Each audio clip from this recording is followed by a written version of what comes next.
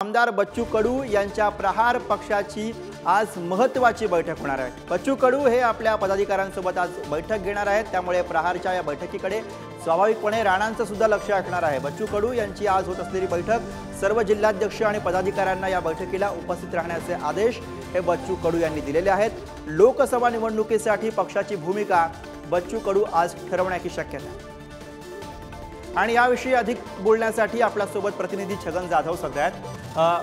छगन, आज बच्चू कडू पदाधिकाऱ्यांची महत्त्वाची बैठक घेत आहेत। या बैठकीकडे स्वाभाविकपणे राणांचं सुद्धा लक्ष असणार आहे, कारण बच्चू कडू हे सातत्यानं राणांच्या विरोधात भूमिका मांडतात आणि एकीकडे ते आता महायुतीच्या विरोधात सुद्धा भूमिका मांडताना बघायला मिळतात।